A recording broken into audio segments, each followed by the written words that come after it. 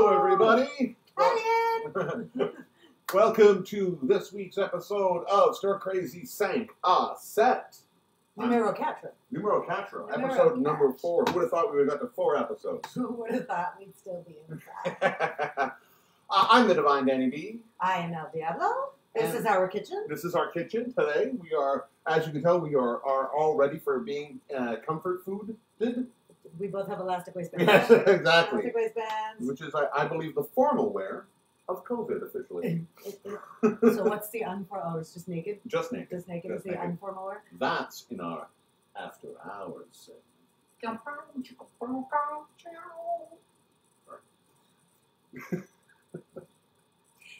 I don't know how to come back from that. I know, go for it. The show's over. It's after hours time. No, so this week we decided we would take a look, since everybody is inside and binging everything on Netflix and YouTube and television in general. We thought we'd devote an entire episode to comfort food. Some people might be reading. Some people might be reading what? Books. Crazy. I know. So yeah, comfort food. Yeah. And we didn't really want to teach you guys how to make a grilled cheese sandwich because we sort of figured you knew how to do that already. So instead, we are going to do one of my favorite things to make, which is Greek chicken and lemon or avgolemono soup. I very clearly am not Greek. Didn't know if you know this. No. But I do love the movie Grease. So that what, you're Greek by extension? Yeah. Okay. I don't think that's how that works. But yeah.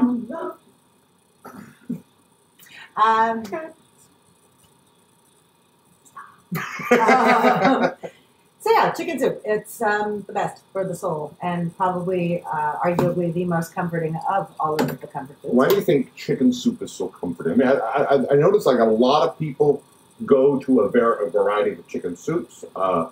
You know, I've had matzo ball soup, I've had chicken noodle soup, I've had chicken vegetable soup. Avgolemono, that's right. Ish. But there's so many people who have a chicken soup. Even I've had Chinese different variations of chicken soup. Why do you think that is? There's a lot of chickens. There's a lot of chickens. That's a very good point. Thank you. Feel silly for asking. I don't know. What's comforting about chicken? I find it's not just chicken. Like soup is comfort soup. I don't know why I felt the need to like over. Yeah, no, but I'm saying is chicken soup. I don't know. I was raised believing it was like the Jewish penicillin chicken soup. I don't know why. What do you guys think? What do you guys think? Feel free to weigh in. Why don't we just go over here and take a look and say hi to some of the people we have over here? Hang on. Right now. Hi, everybody. This is the chat cam. Hi. Hey. She just came into the shot. That's nice and lovely. That's excellent. And we want to see who we have. We have Leanne Adelson's here. Hi, Leanne. How are you? Christina Moschini again. Nice to see you. Thank you for joining us. Sylvie Couture, of course. Are you dressed as what are you dressed as this time? What flavor of dinosaur are you tonight? Yeah. Oh, and thank you for the compliment, Maria Sol. It was rough this morning, but it's better now. Yeah, we were.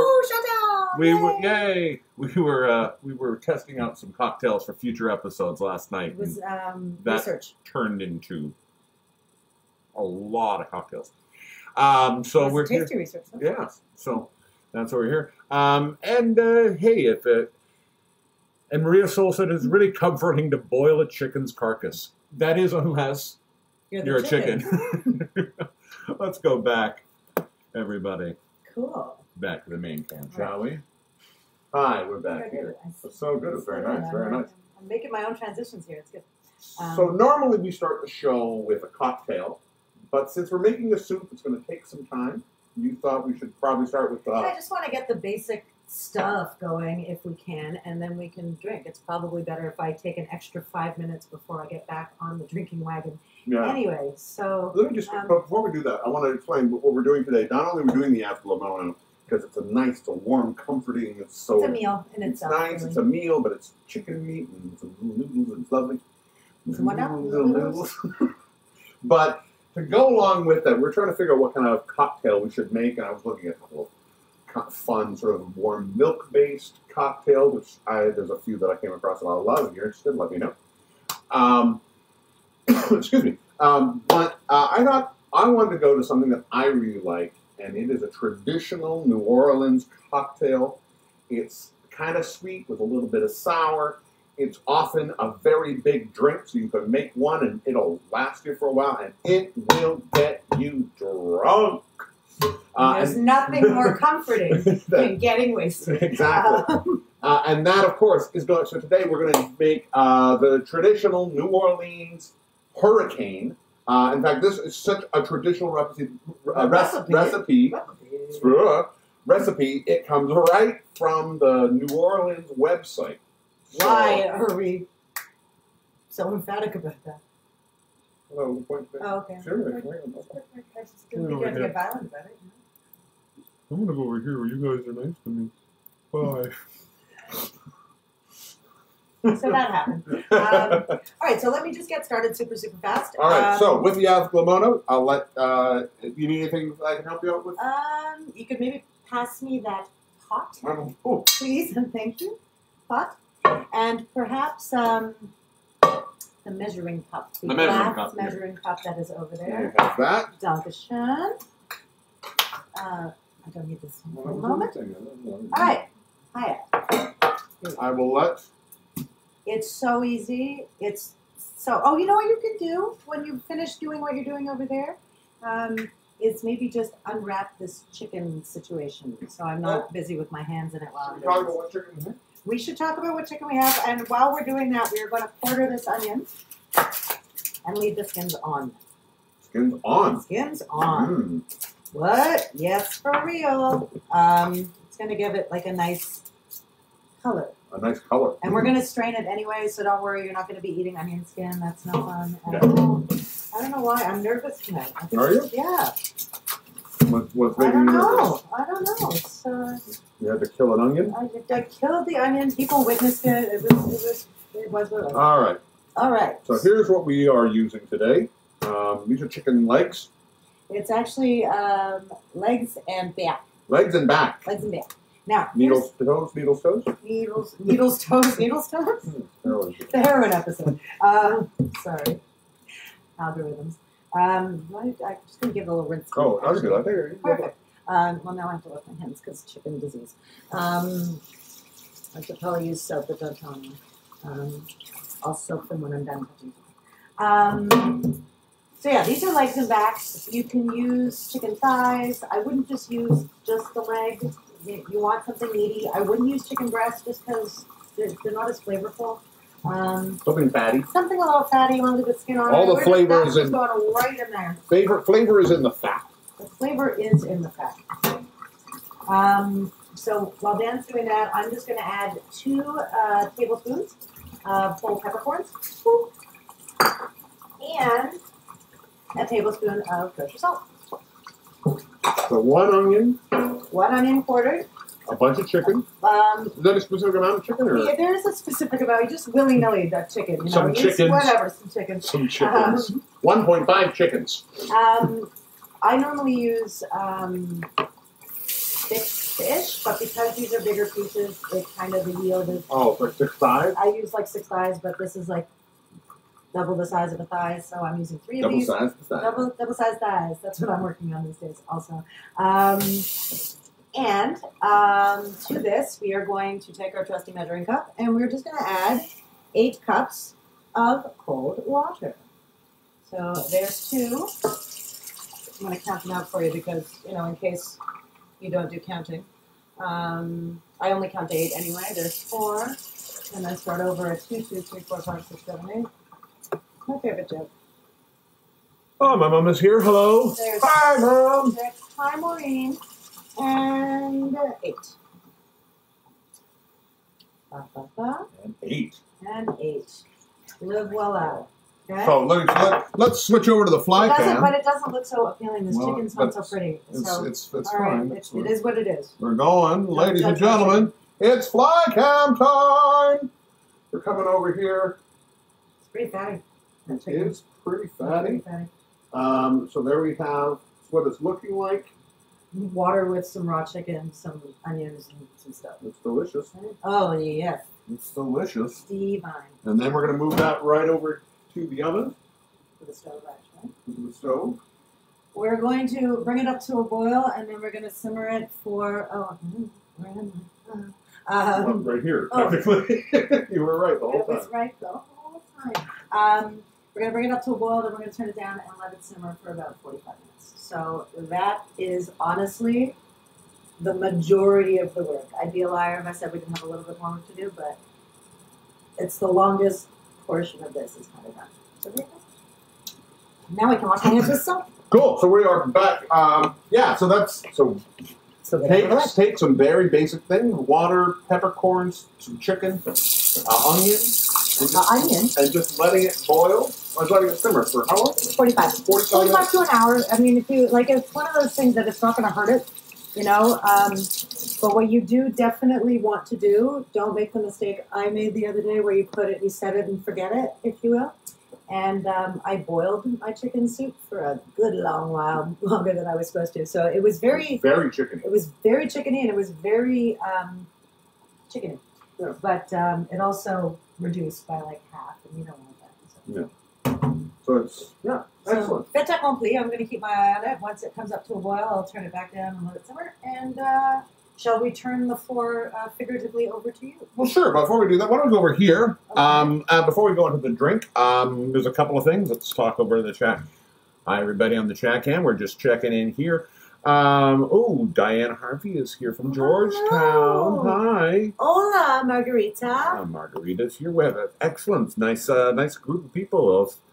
And is it who's cooking along? Just let us know if you're cooking along. It's always kind of cool. We've had a few people send us pictures on our Facebook group page, which we are going to get up on Instagram once we've been very busy. We do have an Instagram. We do have an Instagram. We do have Instagram now. It is. What is it? Stir Crazy Show. You're right there. Stop looking here. You're here. But Stir Crazy Show is our Instagram. Yes. If you want to follow us, there's nothing there yet. There is the promo for the show. The promo for the show. It's good. So you can see that. Yeah. Oh, yay! Alicia's cooking along. Awesome, excellent. Hi. Excellent. While we are doing this, we are going to set up the first question. Like, we had some questions we want to talk about since we're talking about comfort food. Sure. Bring it on. Let's talk about questions. Howie? Howie? Did go you over just call there. me Howie? It says, shall we? Howie? Shall we? Our first question today is, what is a comfort food from your childhood that you still eat today? And there's a lot of different ones that I'm sure people eat on a regular basis. But there's a lot of ones that I think are just really unique. Everybody has their own unique childhood. I know a couple of episodes ago when we made the German pancake, that was a very much a comfort food from my childhood. I love that. I will always make that. It's a delicious little thing. What about you? I'm a grilled cheese and tomato soup kind of girl. I really am. I think a good grilled cheese, but even like a not so good grilled cheese. Oh, like you know what I mean? American cheese, I will eat Kraft singles? I'd eat the crap out of an American cheese, Kraft single grilled cheese. I love that. I love fancy grilled cheese also, but yeah, grilled cheese and tomato soup, there's just something about it that's like, it's like a warm bath and a cold dinner. Cool. What about you guys? What are some of your favorite foods? If we're going to ask them questions over there, we should probably go over there so we can talk to them. I'm keeping the question up for a little bit. All right. So feel free. Take your time with your answers. Yeah, so just put it in there. We'll come back. We'll check on it. And in the meantime, want to get drunk? Let's do her. All right. Oh, and by the way, I don't get drunk. I get awesome. All right. As you can tell, this drink this week has a lot of ingredients. I'm also going to have... Now, traditionally, if you are making the Hurricane at home, you would use, or in a bar, you would use the Hurricane cocktail glass, which is a tall glass, sort of looks like this. It's like an octopus's head. Yeah, so we have, that's what you would normally get. We don't have one, so we are going to go with a nice goblet. A goblet? A goblet. A goblet of cocktail? Yes. Now, this drink is intense. There's a lot of booze in it. For a single drink, is 4 ounces of alcohol. So sip it. Or not. Or like, not. Really? Depends where you're trying to go. So I'm going to make 2 of that strength. Okay. They probably won't fit totally in here, so we'll have some for a little bit later. Should I get a punch bowl? No, I don't think we're making punch-worthy levels. So why don't we get started on that? I'm just going to move you to the... We're going to move you to the what now? I'm going to go to the full wide cam. Wide cam, yes. Let's just, so, boop. So here we are. So we are going to make this. Now, first of all, let's start with ingredients. What are you going to need? You are going to need, for alcohol, white rum. From Cuba. White rum. Well, your rum doesn't have to be from Cuba, that's what I'm just saying. But there's a point to my story. Oh, okay. The party comes from Cuba. Okay, good to know. Any white rum will do. This is Bacardi. It's nothing fancy. You'll find it pretty much anywhere. Some kind of dark rum or gold rum. This is Brugal. It comes from the Dominican Republic. Yeah, and again, with rums, you'll get spiced rums, you'll get aged rums. Coconut rum. Coconut rum is something a little bit different, but for we were all 17 at once. Let me finish with that. That's good. Anything in a darker color will do. If you like a spiced rum, if you like something, let's say a Kraken or what's the other fellow? Captain Morgan. That fellow. You know, the guy who does this. Those will do. But traditionally, you just want some kind of darker rum. The Aneo Superior, a lovely little rum. With that, you're going to need a variety of juices. So we have some fresh, I'm going to get this out of here and stir that up. This is actually fresh squeezed orange juice. We did this today. So this is fresh orange juice. If you got it, canned, bottled, whatever orange juice, all of those will do as well. We also have, this is probably the oddest one to find, is a passion fruit juice. No, it wasn't so hard. We found another thing, but it's passion fruit juice. It's going to give it a nice little tartness to it. It's lovely. We have simple syrup. Once again, it's very easy to make. Equal. I'll do that while I'm talking. Equal parts sugar and water. Let the sugar dissolve. Put it in a bottle. Lovely. And as well, we're also going to, I've got 2 things in here. So normally you garnish with orange. I used all my oranges to make the orange juice, so we're going to garnish with some lemon. And lime juice, which we have limes to take care of that. Up until this point, all the cocktails I have made have been, I've stirred them. This one is going to be a shaken cocktail, so I've got my cocktail shaker here as well. You can do that as well. So let's start off with this. So we're going to take and we're going to put into our shaker 2 ounces of white rum. There we go. Oh, so we're going to make 2 of them. So I'm going to put 4 ounces. Oh, Sylvie's drinking hers in a Pat O'Brien's glass. Good on you. Yes. Good on you, as it should be. To the white rum, 2 ounces. We're going to add 2 ounces of dark rum. Oh, I hate those little things. Here we go.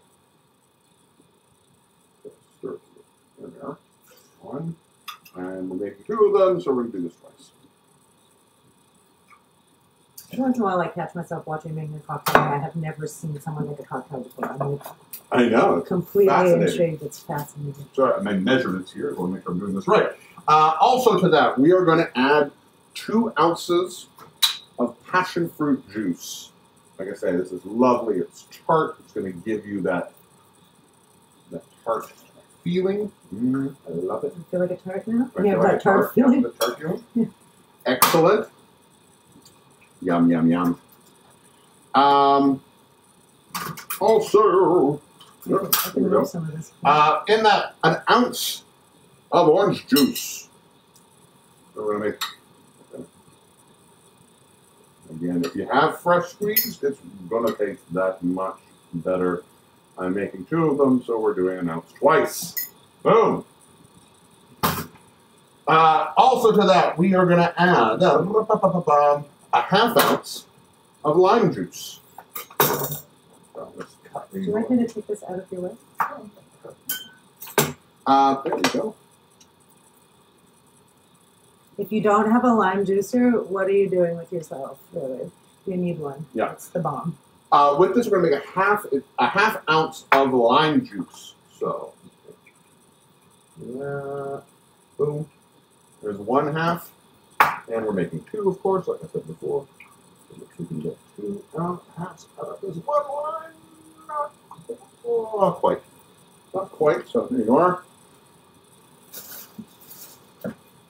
And there we go. That's the second half. Put that there. Bang. And now, into this, I'm going to grab this one here. Now, this one's my wife's. This is another little measuring cup. I like it because it has tablespoons on it as well. And in this, we're going to add 1 tablespoon each of simple syrup and grenadine. Traditionally, the Hurricane is a pink or a red cocktail, so that's where you're getting the red coloring. It's sweet and sour and boozy as heck. So that's where this is going. So we're going to add in 2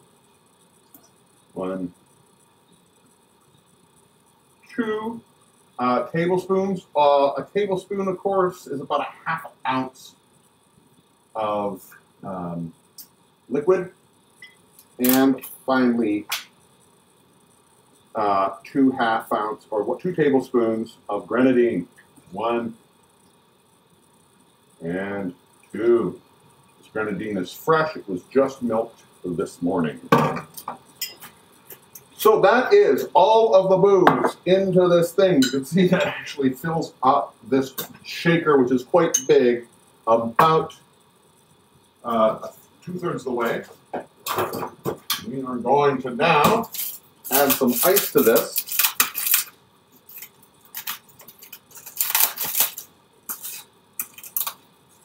You can move. Thank you very much. There we are. So we're going to add a bunch of ice to this into the shaker. Again, if you like to stir it, you know, you don't want to dilute that alcohol you find too much, then stir it. I don't know why this alcohol is so shaved today, but we're going to. Ice or the alcohol? Whatever. There we are. So we'll put that there for now. So we got some ice in there. We are going to grab the top. We are going to give this a nice shake.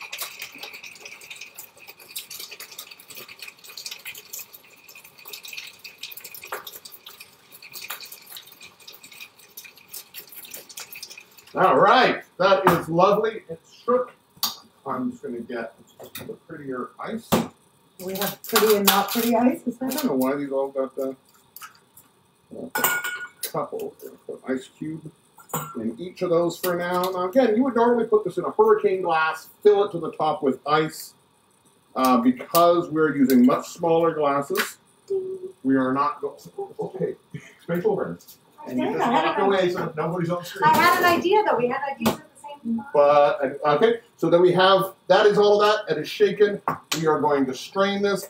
Because I'm using citrus in this, and there might be some pulp in there, you don't necessarily want the pulp, I like to double strain this cocktail as well. So we're going to fill this glass all the way up. Drink umbrella. There we are. That's 1. We'll put that there. You can see it all. It's so pretty. Look how pink and pretty that is. And here's another one.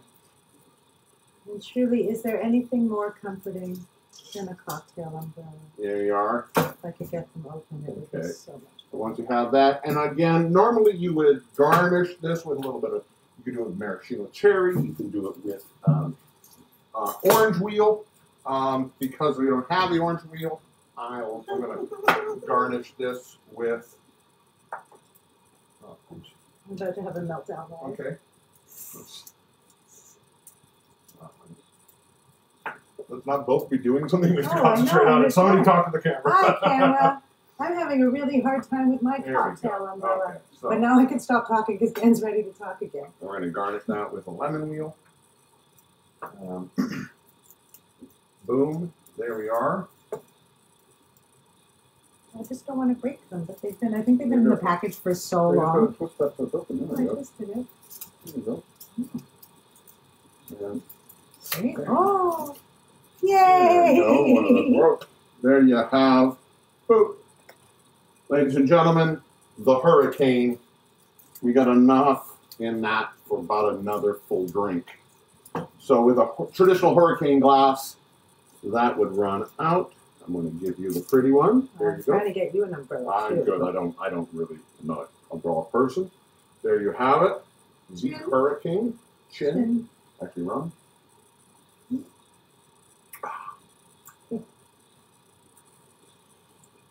After all that, it really makes it hard to drink. It does. I don't understand why people use it. It's a very pretty one. It's adorbs. It's I love this. It's sweet. It's got that little that tart sour note from the tart sour note from the passion fruit. It's got it's very boozy, but the two different rums give it a nice little warmth to it.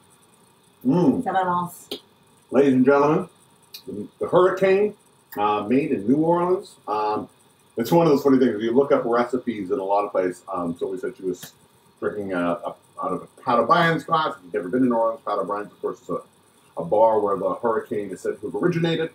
And if you look at their recipe, it's basically used Pat O'Brien's rum and Pat O'Brien's Mix. hurricane mix. Yeah, anywhere you go in New Orleans, you're going to find hurricane mix. This is brilliant. It's gorgeous. While we're doing that, let's just check over in the on the chat, see how people are doing. I like the fact that Rachel Taylor says everyone in her house still eats Kraft Dinner. I bought Kraft Dinner recently and I found it very disappointing. I was excited for it, like because it was such a kiddie comfort food, and I was just kind of like, it wasn't as good as I remembered. I've never liked Kraft Dinner. Never even as a child did I really like it. I thought it was a terrible thing. The only way I could eat Kraft Dinner was if I put vinegar on it. Vinegar. I've heard ketchup, and I used to have, when we used to go on canoe trips at camp, people used to put tuna in it. Because that was I've had tuna in it, yeah. And I guess like a tuna helper. Like a tuna helper, a tuna melty kind of thing.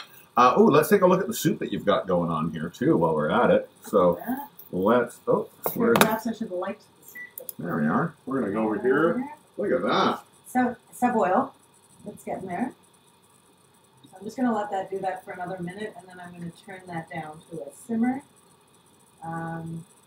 I'm kind of dismayed at what a fat chicken this is, meaning there's a lot of fat on this, meaning This it's chicken, going to require a skim. This chicken was in the quarantine. It was just spending a lot of time watching Tiger King, and it's getting a little. You're going to get a ton of flavor from it, but again, because I'm not going to put the soup in the fridge overnight to let the fat harden and skim that way, and we don't have a fat separator, this might be a little fattier than I want it to be. But that's okay. It's still going to be tasty. It's never going to be fattier than I want it to be. Okay. All right. Back to the main. Hi. Yeah, so this is that is the cocktail this week. The chicken is cooking. We're gonna have it smells so good. It's one thing I love about when chicken soup is being made, just the smell that it creates. If anything, that's like the most comforting part of chicken soup. The smell? It's the smell. It's that smell of chicken being cooked. I'm just going to clear this stuff out of here so we have some room again. But I find it's amazing because you can just put butter in a pan and put some garlic and onions in it, and just that smell I love so much. Oh, it's like so much of the food enjoyment experience is like a nasal experience. It's more like a nasal. Yeah, like it's a scent thing, and it's like a scent mouth. Oh yeah. It's not that all. Yeah. Cool. We asked the question earlier. in our question cam here. We asked the question of what is your... I'm just reading something. What is your favorite comfort food from childhood that you still eat today? Let's see if anybody's added some things, some pieces here. Let's... Carolina says ants on a log. Hang on, wrong button. Sorry, there we are. So over here we have craft dinner is always going to be one of those things. Ants on a log. That's when you take celery and you put peanut butter and raisins. That's ants on a log. Ants on a log. That's fun. Misty is drinking gin from last week and iced tea, and no idea what I'm eating tonight. Well, that's fine. Mr. Noodles, good job. Put the gin in the Mr. Noodles. Everybody loved your shaky dance, by the way. Oh, it's nice. I think that's a sweet thing. I can try to rap about chicken soup, Roxanne. I can try. I don't think it'll be very good for anybody involved, but I could. You're gonna try and rap? Well, she said she's loving the '90s hip hop video clip aesthetic. Yeah. So. Oh, and Misty says. I'm I sorry. swear this is the first drink we're having today. I swear to God, I don't feel like it is. I'm still drunk from last night, maybe. It's possible. No, I don't. Mr. Noodles, those are. I think packaged noodle soup. I always loved. To me, it was, but it wasn't necessarily a childhood thing. It was not necessarily a childhood thing. I think it was more of a. When I got older, I really loved ramen. Ramen is one of the great comfort foods. But I mistakenly make a distinction between like good ramen and the stuff you get in the package. And I know that that's like, yes, good ramen is obviously better than the stuff you just get in the package, but it's still the basis of the package is still ramen, yes. Yeah, and again, there's a few brands, and I wouldn't necessarily go like I'm not a big fan of the Mr. Noodles brand, but there are a few different packaged ramens that I love. Mr. Noodles is like not ramen, no. Alicia says root beer floats. Yay! That Shauna taught her how to make. It's her comfort food. Schnitzel is a very Argentinian comfort food. Is it because of all the Germans that went to Argentina? Yeah, there's a lot of us that went there. Pizza is like we don't talk about that. Whatever you do, don't talk about the war. So we I love schnitzel. It's a delicious thing. But I really think that that's one of the things that's interesting is when people think of comfort food, and I know people are going to always talk about the mac and cheese, the grilled cheese, and all those different things. We're making a Greek soup. It's not necessarily what a lot of people tend to think of when they think of a comfort food, but every culture has its comfort food. And what I love about mixing cultures with food is that we get to eat the comfort food of other cultures.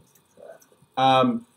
Also, peanut butter and dill pickle, Maureen? Oh, that's delicious. I love that. That's maybe it's she's the I one don't who like got peanut me butter. on that one. That's my mom who's like peanut butter, banana, and peanut butter and dill pickle are really good. And pizza is life. Bonsoir, Yannick Dehaye. Let's what are we gonna do here? We're gonna go. No. Oh, you know what? We should maybe check in with ladies and gentlemen. It's that time. If you were here last week, you know. Let's go to the main cam before we do this.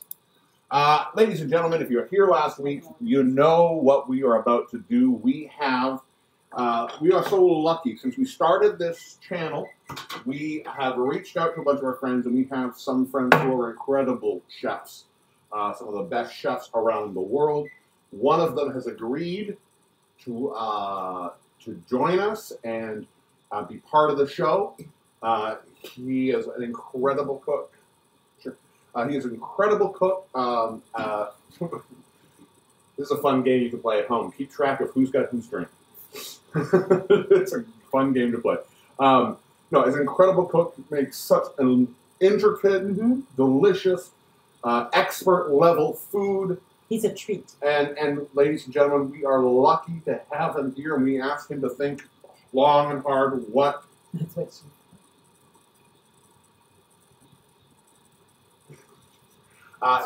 we asked him to think about what is an amazing gourmet version of a comfort food classic. And that's what he's going to do for us really quickly, he says. Oh, amazing. So while you talk to them, I'm going to get to him. Get him on the, old guest cam? Yeah, I'm going to... The guest cam. Who knew? We went from like 4 weeks ago, no nothing. Now we got a fly cam, and I might attempt the debut of my rap career. Yes. Yeah. So stay tuned. There's a reason to keep coming back. He's there. Is he there? He is there. Do we have I'm him? going to quickly unmute him. This is so exciting. Oh, no, he's not unmuted. Oh, no. But he's there. Unmute. He exists. We can see. Unmute. Cheers, my friend. Unmute. Keep talking. Keep talking. I was having a sip of my drink. Relax. Yeah. Yes, this is boozy. This is the boozy. All right, I got him unmuted. The other irony is I don't normally drink cocktails. I'm a wine girl. Anybody who knows me knows I could drink like a lot of wine. But that doesn't really work for what we're trying to do. But white wine with this soup goes very, very lovely. Also, give me 1 second. If you've got your soup on, now is a good time to set your timer for about 45 minutes. Make sure it's simmering. Mine is not. I got to turn it back up a little bit. And we'll turn it over that way. All right, ladies and gentlemen, it's Chef Diane. Hello. Can you hear me? Diane, how are you? I'm good. Yourself? Excellent. You hear us okay? Yes, I can hear you. Fantastic. Chef Diane, that's again your drink. We are so excited to have you back, and we know that last week may have been a bit confusing, but this week you have told us we're going to have something amazing. Is that correct? Yes, we got the feedback from last week. Apparently, the butterscotch pudding was not on par with the Steer Crazy brand. People were expecting a bit more fanciness to it. That's true. And we hear you. At Steer Crazy, we take feedback very seriously. So, yeah, this week I'm going to do chocolate pudding cake. Sorry, hang on. It's going to be fancier. Chef Diane, I'm sorry, maybe it's not coming through really clearly. Can you tell us again what you're doing? Hello. Can you tell us what you're doing, Chef Diane? Can you hear us? Yes. Okay, so audio cut? Okay. Yeah, so I was saying... We could have sworn you said chocolate pudding. Is that what you said? Chocolate pudding cake. Chocolate pudding cake. Oh, yeah. This is some intricate, I'm sure, imported chocolates and things like that. You've got... Well, we got classic Jello, chocolate pudding Jello. So the first part of this will be very similar to last week. So people know the drill. Get your milk. It's actually very kind of you, Chef Diane, to repeat some of the process so that our at-home viewers can start to feel like they're gaining knowledge in the kitchen. It's of course. Strategically very So what we're going to need for this week, chocolate pudding cake, we're going to need Jello chocolate pudding. Why would we expect anything else? A big bowl. Yeah. A bowl. Mixer. Going to need 3 cups of milk. So I have 2 cups over here. Mm-hmm. We'll do another one. So step 1, just the same as last week. So follow me, guys. Going to open the pouch. Mm-hmm. Going to put the chocolate in the bowl. Now, when you open the pouch, I'm sure you went to years of training to learn to open the pouch. No, Dad, I have not. I just know how to open pouch. Okay. Once it's done, we're going to add the 2 cups of milk to the mix over here. Okay. We need 3 cups of milk. So we're going to have to get another cup of milk right here. At home, I hope you guys are able to follow me. This is fairly easy. Is that any kind of special milk? Is that It's 2% milk. from a fancy jug? From a jug, yes. I like my milk in jug. Yes. Well, I'm going to add only the best the last cup of milk. And then, just as last week, I'm going to beat the milk. You're going to beat your milk? We have to beat it for about 3 minutes.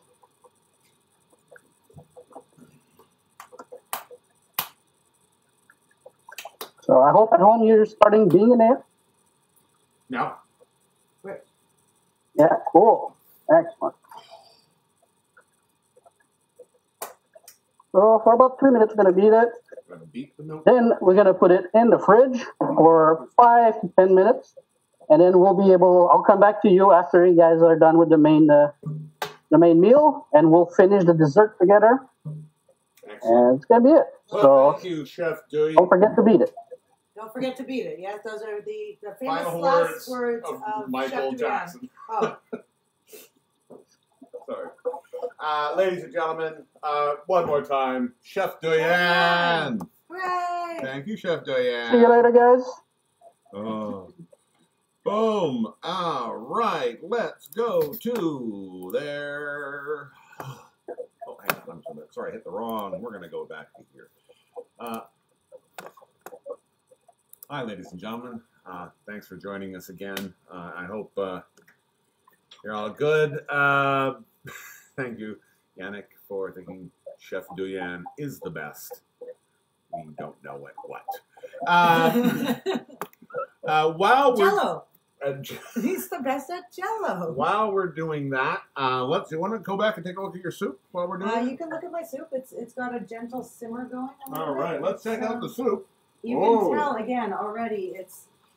There's a lot of Scum. scum or like it's schmaltz that's wait, starting. that's a good shot. Like, whoa. Oh, are we going back to the cleavage can? Here we are. Cleavage can. Just talk. I'm just gonna. So you'll notice if your chicken is fatty that stuff is rising to the top. Like I said, we don't have a fat separator. Not that I would even bother with that just yet. You can skim off the top if you wanna. Famous last words from El Diablo. You can skim off the top if you wanna. Not with the mafia. There we are. So that's And you can see in here, like under the little like layer of Exxon Valdez oil spill over here, that there's a nice color happening, and that's you not. know, Did you say that's a lot of that has to do with the skin? and some of it is the onion skin, some of it is just the delicious magic of chicken and bones. Delicious right? magic of chicken. New Bendon. Or Sunday night.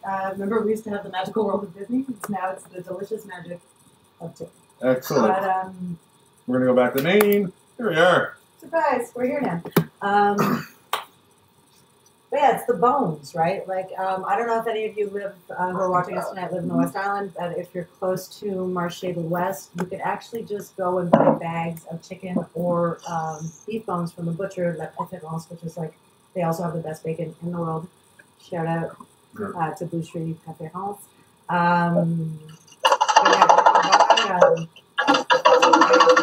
So you can make, part of the reason that we're doing this with chicken on the bone is that we're going to actually shred the chicken eventually and stick it back in the soup. Yeah.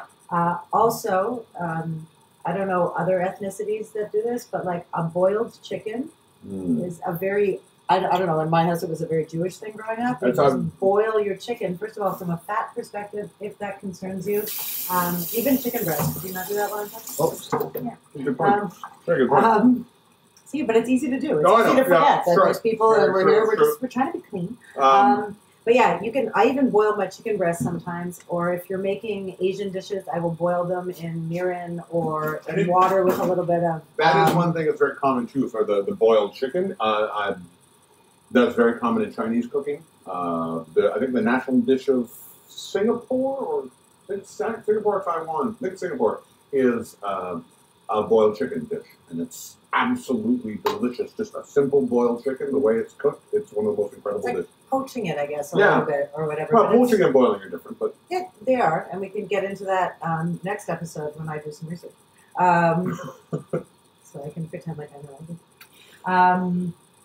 Cool. But yeah. So why don't we go check out?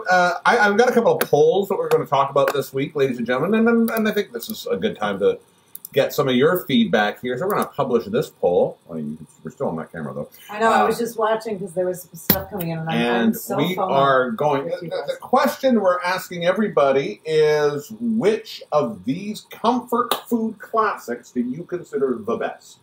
And you start looking. When I started looking up ideas for us for this week, I came across a lot of articles that had the same foods listed over and over in a million different ways, but the same foods kept coming up. They were a grilled cheese sandwich with tomato soup. Mm-hmm. They were a chicken noodle soup. Mm-hmm. They were macaroni and cheese, or simple mac and cheese, and then the other one that I kept coming across was a bowl of bacon. no, it wasn't. McDonald's French fries. No, it was apple pie, which to me, I think of all of the four, that's my comfort food. Say it again, though. Apple pie, warm apple pie. So we're putting that up there. You can vote right now. Oh, look at this! It's going crazy. Grilled cheese and tomato soup is in the lead. Let's see if that can happen. We will leave that poll up for a little bit, and I will. Also, if you guys want, I do 2 or 3 different versions of a tomato soup. So if that's of interest, and people are like, I'm stuck eating Campbell's, I want to learn how to make an easy tomato soup, just send us a message, and I can do that because I love tomato soup. And well, grilled cheese and tomato soup is a delicious, no matter what. And I'm a big. I will never go like you talked about. Going cheap on the cheese and the bread. I always like a really nice. The better the bread, the better the cheese. I'm happier. But I will always go. I kind of like Campbell's tomato soup. I love Campbell's tomato soup in that combination. I have 2 questions for you for your combination. It's one cocktail, right? Like, not that we were speaking English properly when we started tonight for some reason. I think it's last night's alcohol that was affecting us. But the combination of this is quite intense. So 2 questions. When you make your Campbell's tomato soup, do you make it with milk or with water or 50-50? 50-50. Okay. Generally, but I also... I dated somebody a long time ago who made it differently, and I've made it a few times this way. And instead of using a milk, they made a roux. They made a bechamel, a cheese sauce bechamel, and like a cheddar cheese sauce, like as if you're putting the grilled cheese into the. Yeah, and then rosemary. Her name was Rosemary? No, that was add rosemary to it. So you get this rosemary with the cheesy and the soup, and it's thick and gloopy, and it was so good. Okay, but that's the thing I find interesting, because when I went, and I know that maybe there's some people who I went to high school with who may or may not be tuning in, we went to a hoity-toity high school, and at lunch they used to give us, every day of the week we had a different soup, that like in case... We didn't have that kind of school. No, and we didn't have a cafeteria per se, but we had soup.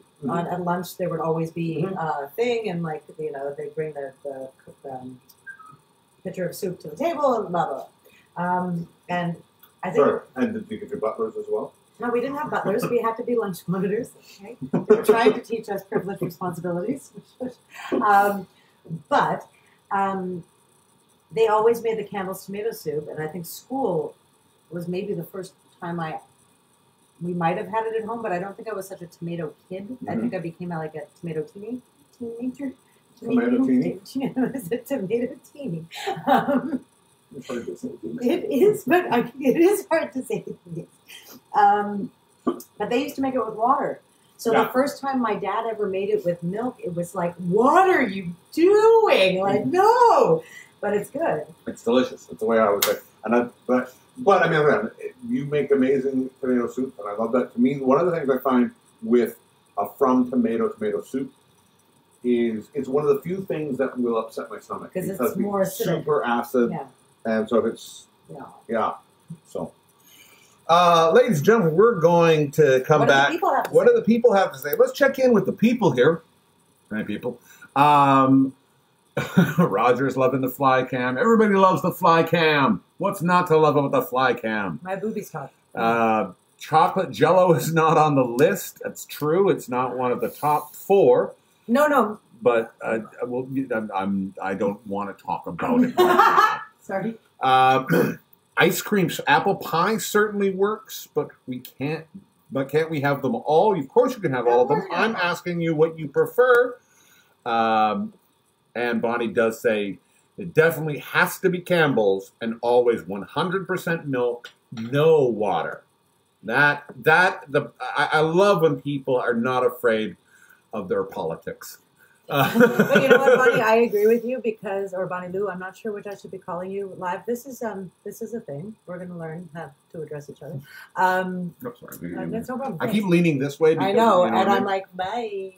Yay. But that was fancy. Yeah. Also, by the way, if you notice, I didn't really blend well, so just look at me here to here. I didn't blend at all. I I'm was naturally tan when we blotchy. got back from holidays, but there is no other Campbell soup, no other tomato soup in a can other than Campbell's. Like I refuse. I would No, disagree. no, I they would disagree. exist.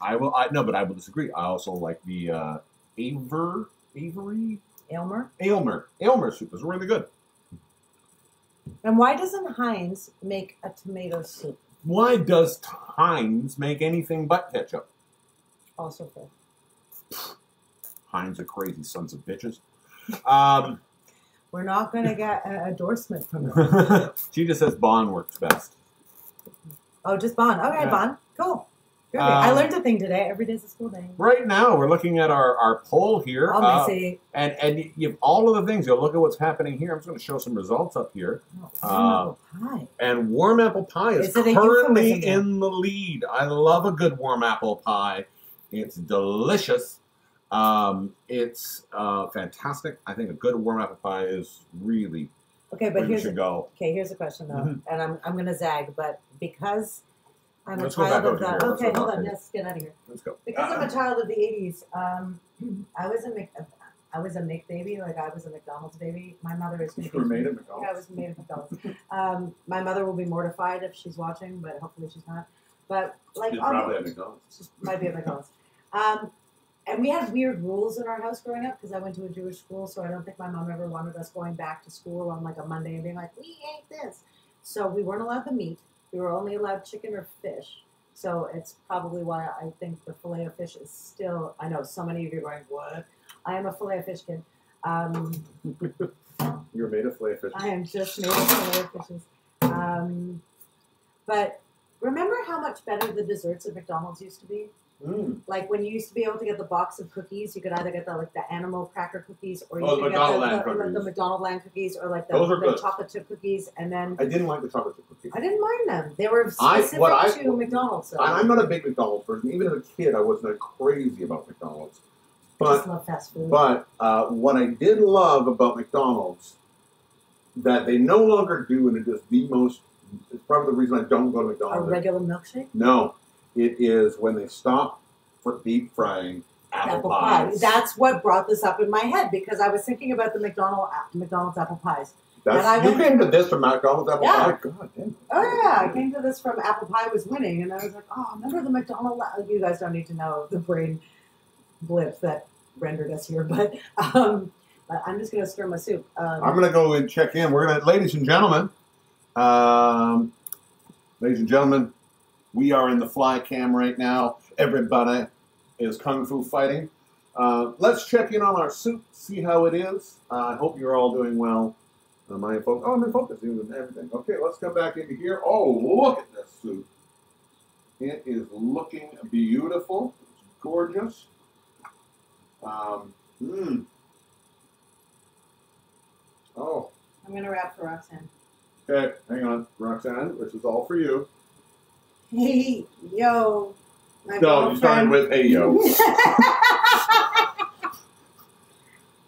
You know, you started with hey, yo.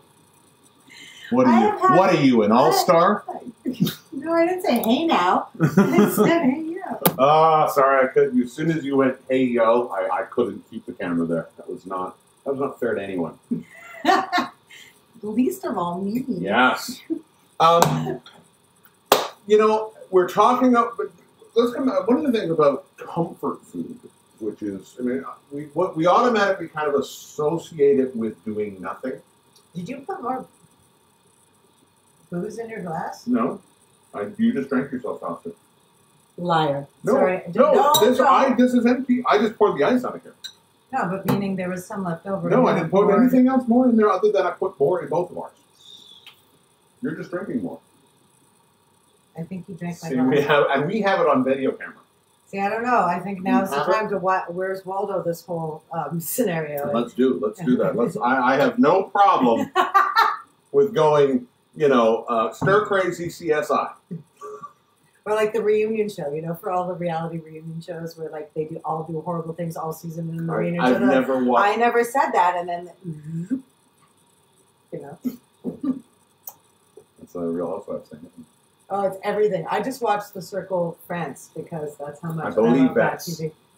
La Circle. They didn't even call it Le Cercle. They didn't call it La Circle. No, they even called it like Circle, which I love French people so much from France because they integrate so much English into the Circle, and it really made me laugh a lot. I loved it. If you're bored and have nothing to do, watch The Circle. Watch The Circle.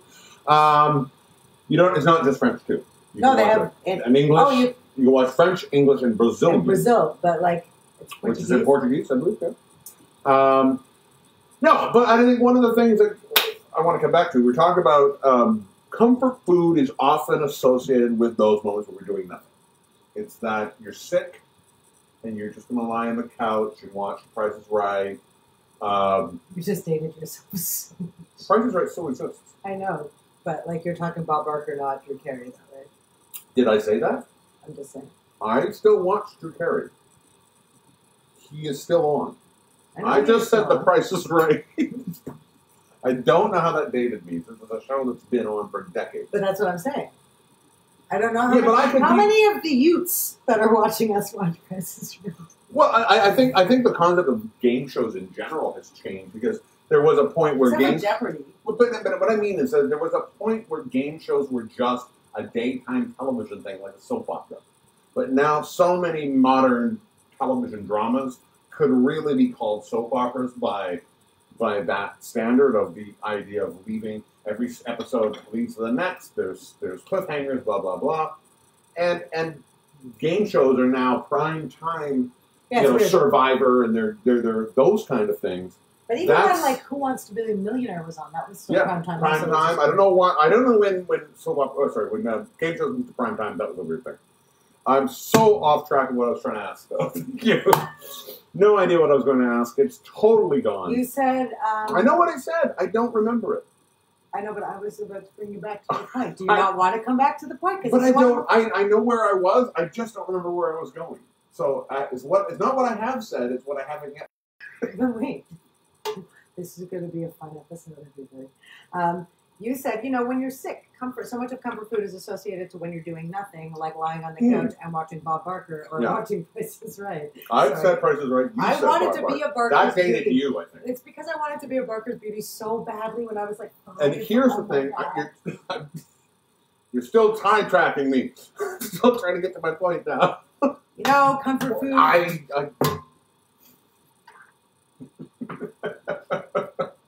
No. Okay, I wanted to go good. No, to me it's like this. There is nothing more appropriate for the comfort food right now than the modern COVID crisis. And I think this. I know that I want to see people and I miss it. All the stuff we all say all the time. We all know it. But there's a part of me really enjoying this. Okay, I think just so we don't offend anybody who we love, that we have to separate, like, you're not enjoying the fact that we're in global pandemic and people are dying. No, especially super close to our house. Like, I'm enjoying watching horrible television, eating really good food, and learning how to make bread, and learning, having that time to sort of learn to make a few things and try a few things out. I've been having certain aspects of. I've been having fun. I can dig that, and I kind of think it's interesting. And I feel bad sometimes that I'm having fun. No, and I think it's weird, and I'm always the serious moment in our show, I think, a little bit, but I think it's very interesting because I think when this is all over, it's going to be hard for a lot of people to even, like, I have no concept of time anymore. Like, I fall asleep sometimes at 9 o'clock, and then I sleep till 11, and then I'm up till 6 in the morning, and if I was working a 9 to 5, clearly that wouldn't work, right? So I'm just wondering that, when restrictions are lifted and all of that stuff, and we're allowed to go back to life, how many people are going to have to, like, reset their body clock or reset what up is the stuff? change Because to go back? I know, pardon me, I got a frog in my throat. There's a lot of people who have been having, like, bad sleep, bad dreams, bad this, bad that, and it weighs on you. So if you're one of those people, don't feel bad because you're not alone. But I think there's something kind of cool in being able to. Yeah. And again, we're very fortunate. We're not There's quarantined alone. And No. I understand that a lot of you are by yourselves, and I'm sending so much love to you. And mwah. But we're also lucky because we kind of like each other, and we're not ready to. Yeah. And jerking off. algorithm. No, that was me doing psycho. Ladies and gentlemen, before we you talk to them for a second. I'm gonna get drunk tonight, guys. I hope you're gonna get drunk with me because I'm already pretty trippy. On one and a bit. Well, actually, what was the equivalent of one cocktail? So yes, if you're looking for your new go-to, I don't know, I got a flash drink, then maybe the Hurricane is the way to go. I don't know how you feel about that. You can talk to us. You can let me know about it. It's very yummy, and I don't normally like passion fruit as a fruit or as a juice. I like vinegar, but I don't like super tart. If that makes any sense. That's fine. That's fair. I love.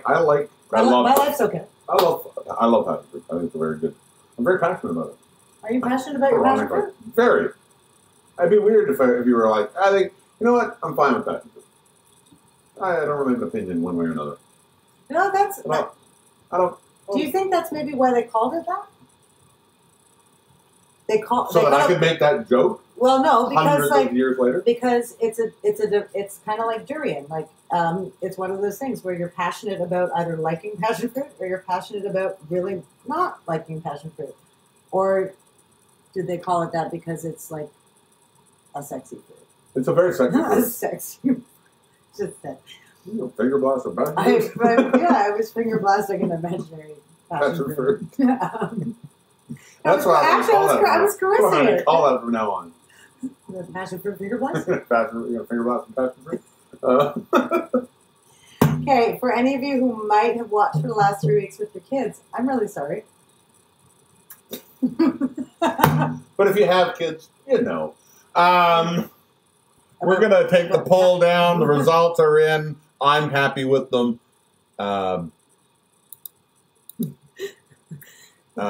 Warm apple pie is our winner. I honestly, of all of those, I'm the happiest with that. It's fantastic. It's okay. I love it. We're going to close those results down. Ladies and gentlemen, we are going to go back one more time to the simmer cam. To the simmer cam. Simmer down now. Sorry, I'm going to whoop that way. And ladies and gentlemen, we are going on the fly. Burr, burr, burr, burr. Big shout out to my lady Rocks. I only eat bagels with some lox. I don't like to rap because I only talks. I did not go to the school of hard knocks. Yes, thank you very much. That was our rap. It was a rap. It did not start with "Hey Yo." I had to make sure I didn't. Oh, I would have turned it off. I know. This is looking beautiful, by the way. This is looking really good. It's again, it's looking like an oil spill, And we're but at that's fine. 20 more minutes. So you guys can see we are 20 more minutes away from this becoming more soupy. Not a second. So, 20 minutes away. in the meantime, do you want to go through the I'm going to go through the cocktail one more time. I think you should make one more cocktail, and then we also have a super We have a big special surprise. Another for surprise for you guys. and we're so This show is excited. expanding on all kinds of levels. So we have something more for you today. So stick around. We'll come back.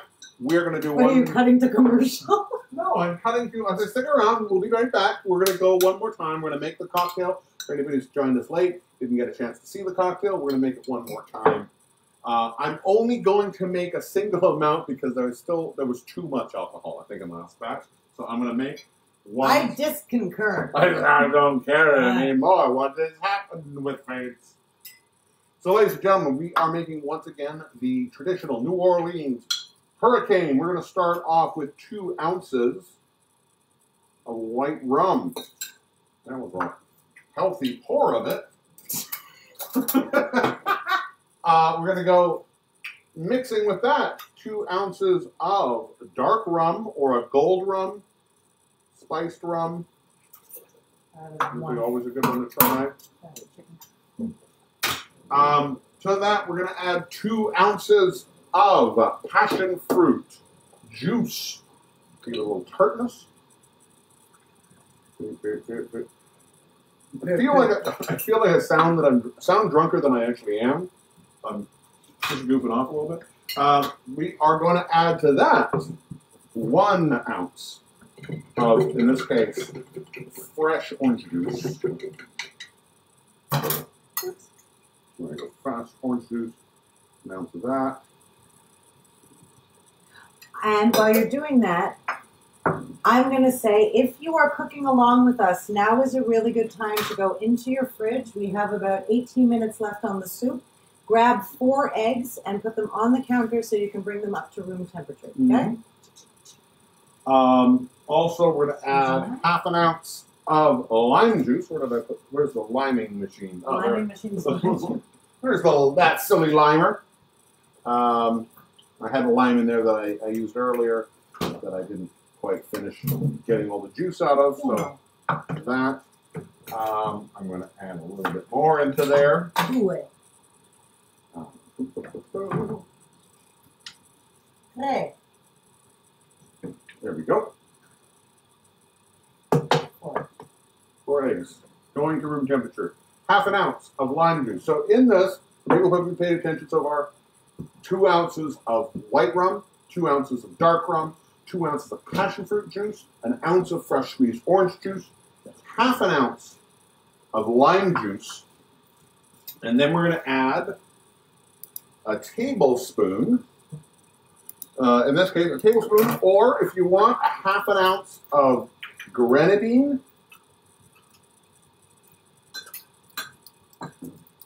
and half an ounce of simple syrup.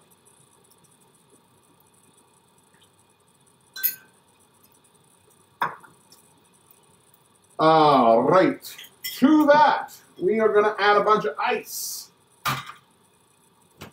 Ice is nice. I'm going to go away. So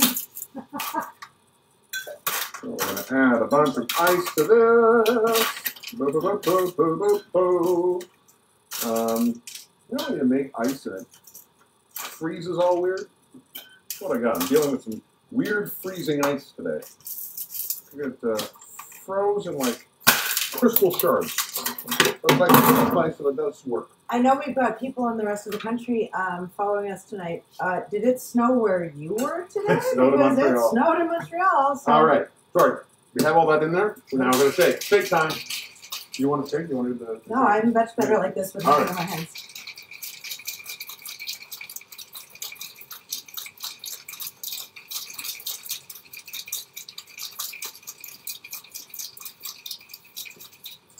There we go. We have that. Now that we have that in here, we are going to pour, and I do, like I said earlier, I like to double strain this. So here we go. There's some in there. Oops.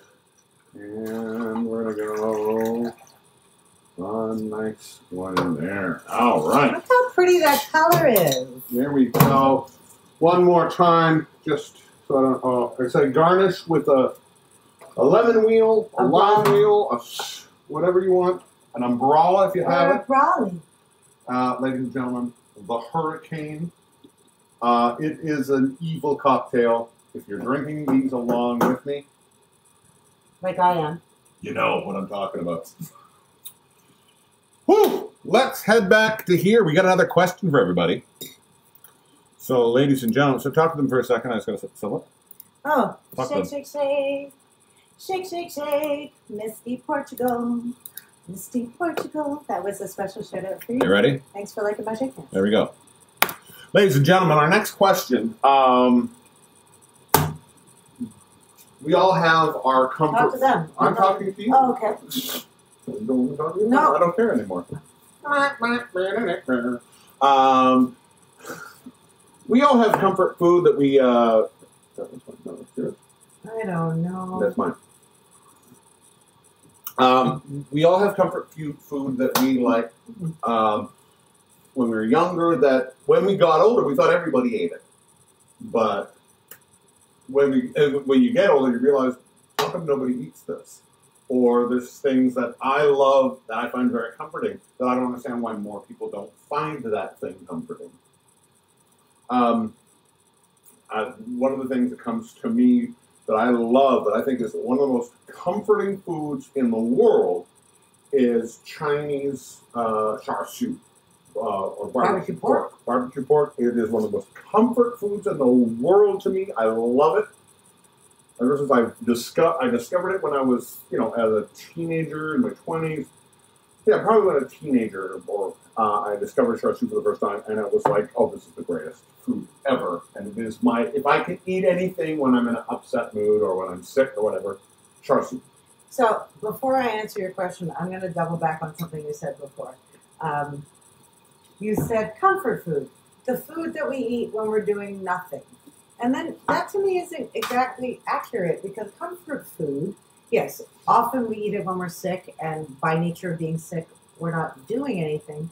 But I think comfort food is often when you are doing a lot of stuff. You might not physically be doing a lot of stuff, but it's like your brain's on overdrive, because sometimes comfort food is not just for being like physically sick. It's, you're not okay. And sometimes just eating the stuff that makes you feel okay. It's not about doing stuff or not doing stuff. It's kind of, I just wanted to clear that up in case we made people feel that. But anything my mom used to make. I get that, but you're, in saying like my mom used to make, and sorry, Mom, if I'm selling you out, but we grew up in a house where a lot of our recipes were like a protein with some kind of Campbell's soup-based sauce. Mm-hmm. So like the chicken cacciatore I grew up eating was chicken with a Campbell's tomato-based sauce stuff. So I would say one of my favorite comfort foods that I don't understand how more people don't eat is either my mom's shepherd's pie that has alphabet soup in it. You wanted to make that. I did want to make that tonight, and I thought too many people are going to laugh at me and think I'm so weird. Or my mom's, and this is going to be controversial because I know a lot of people have a problem with veal. I was literally going to say, I know the country will have a lot of problems with my mom. No, my mom is lovely. Veal with mushroom sauce, which was like a veal, like and you're not talking about mushroom sauce. You're talking about. I'm talking like Campbell's cream of mushroom. Cream of mushroom with some. My dad did the same thing with sort of like pork with chop. some milk or some whatever, but there was something in the like. I don't know. It's a kid thing that always made me. It's the same feeling of being able to go home. It's I love a mushroom sauce with the cream of mushroom soup. As a kid, it was my favorite soup. I didn't need water. I would just eat it right out of the can. That is weird. So good. You ate mushroom soup raw out of the can? Yeah, actually, here's something that I would, if I would say truly to me, especially for a kid, if anything to me that I don't understand why people don't just eat all the time. Sorry. I mean, it's Campbell's either green pea soup or bean with bacon soup right out of the can. Just no water. Just eat that tube of. It's fantastic.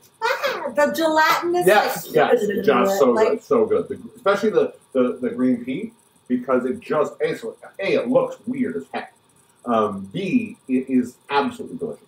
See, it's so funny. I think that should be Campbell's new ad, by the way. You open up the can and it goes, but okay, that's odd. It's an odd one. Hold on. Pause for a second.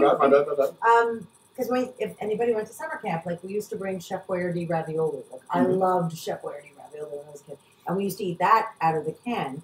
And that was even weird because, like, on one hand, all the meat is cooked, but it was cold. But you ate cold, gelatinous Campbell's soup I am proud to say that I've and this is a comfort food. I've eaten it well into adulthood. Really? Yes. Yeah, I'm not judging. I'm just surprised. This is probably like when I discovered other people drank pickle juice out of the jar. It was a really moment, and I love pickle juice out of the jar. Yeah, me too. But I think it's fantastic. It's what I wanted to do. Let's see anything that's going on here in the chat cam world. Ladies and gentlemen, we're going chat cam.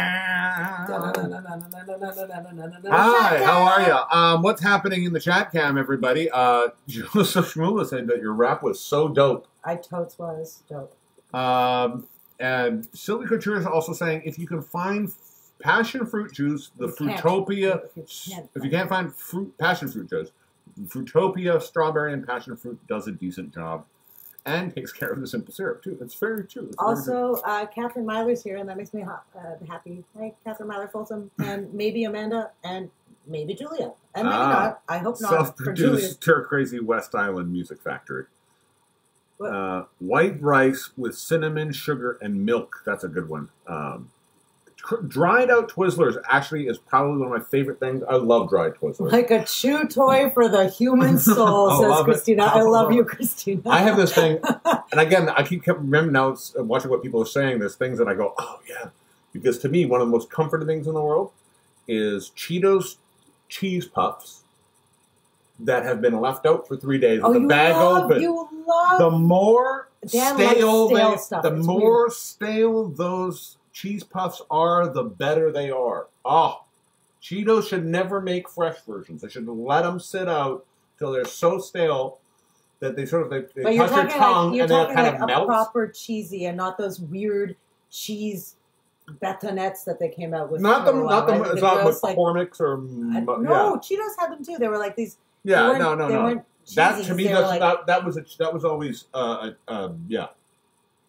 That's technically a cheese stick or a cheesy. That's a cheesy because the other one were Cheetos made cheese puffs, and that was what this is, over the puffed corn element.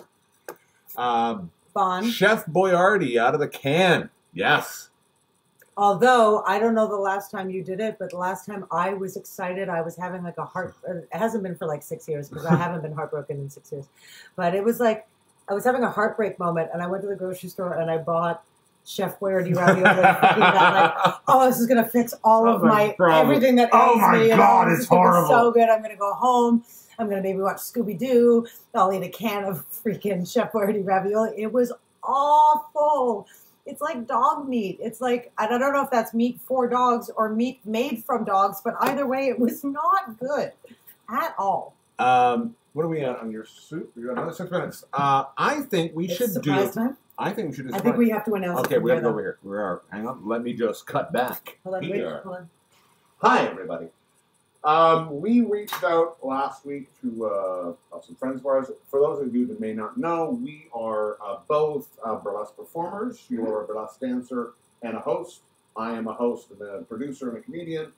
And we work a lot with the burlesque community. Which means we have some incredibly talented, incredibly funny, incredibly intelligent, and bonus berries, incredibly sexy friends. So, ladies and gentlemen, we reached out to one of our best friends and said, do you think you could do something for us? And she said yes. Thank the Lord and Jeebus. So, ladies and gentlemen, without word of ado. Word of ado? Without the word of ado. I had to realize I said that. Without further dudes? Without further dudes. Without words of dudes. So hold on, wait, I'll introduce it. So without words of dudes. Ladies and gentlemen. We bring you.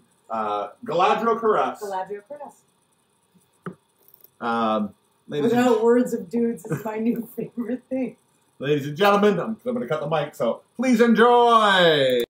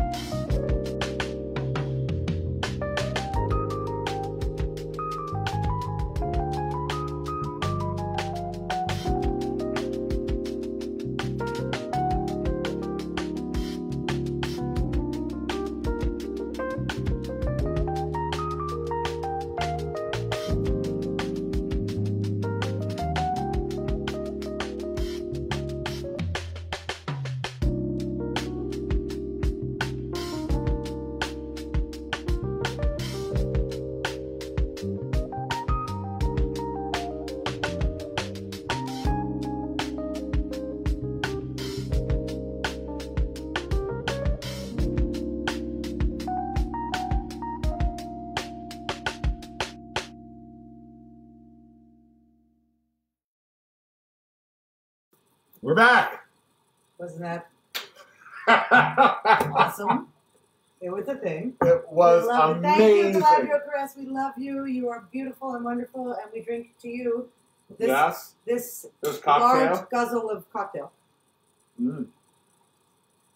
Ladies and gentlemen, that is our friend Galadriel Caress. She's going to come back with more food. Oh, yes. We're going to have a... If you have an idea of something that you think, you know what this show needs? This. Reach out to us on our Facebook page. Reach out to us on our Instagram, Stir Crazy Show. And you can find us, or you can email us directly at stircrazyshow@gmail.com. Reach out to us in any way. If you have an idea, right now, it's like, say, right now we got 2 hours a week that we're trying to fill up. If this is going really well, we might maybe go to another show and do something else. So you never know what we're going to do. The more you give us, the more we can do. You heard it here first, folks. Yes. Like me, I heard it here too. So, what are we at for your chicken here? You know what? We're at 2:46. Shall we go to the? Shall we fly it out there? We'll fly it out. We have. Let's go, the rap cam. Ladies and gentlemen. Roger wants. We're heading to the fly cam. The rap cam. The fly cam is here. Oh, look at that! Why is it so big? Giddy up, there we are. Here's my soup. I like it so much that I wanna poop. Oh. It really wasn't good. It really wasn't good, but I tried, and I'm really good at making soup and less good at making wraps. So here's a little. That's the exact opposite of Tupac. Here's a little pointer I'm going to give you for anyone who's doing this with us. Because we're going to strain it, and because we also need to pull the chicken apart with our fingers. If the skin wants to come off in the pot, like, it'll save your fingers a little bit of burnage. So, like, when you go, and eventually it's about 2 minutes, and take the chicken out, if as you're lifting it, the skin comes off, leave it in the pot. We're going to strain it anyway. So, yeah. I have to pop. Excuse me. That is our soup as I cut back. Ladies and gentlemen. Sorry, I had non-COVID related coughs. So we are, what are we sitting at? I want to say what time we're at. 6:25. We're doing fantastic. We're doing fantastic well. How are you guys doing? How are you guys doing? Are you drunk? Is anybody drunk? If you are, feel free to send us let's check over with the good people at Chat Central. Hi, Chat Central. I don't know why I said it like I'm a morning DJ. Zoe Delacca says, love, fire, fire, fire, fire. I don't know if she's wishing us... Fire. Well, I don't know if she's wishing us love or she is it's a cry for help. It's a cry for help. She wants us to catch on fire. Sylvia says, Roger always eats peanut butter that way. That's odd. Oh, Mitchell Batch is in the house. Mitchell Batch, he's finally checking in on a live one. Good job, buddy. That's the last thing you'd hear from a coroner. We're just watching me catch up here. It's really funny. Oh, yeah. We're on a delay from you. And sometimes it really confuses me because I'm smart about some things, but other things, pretty dumb.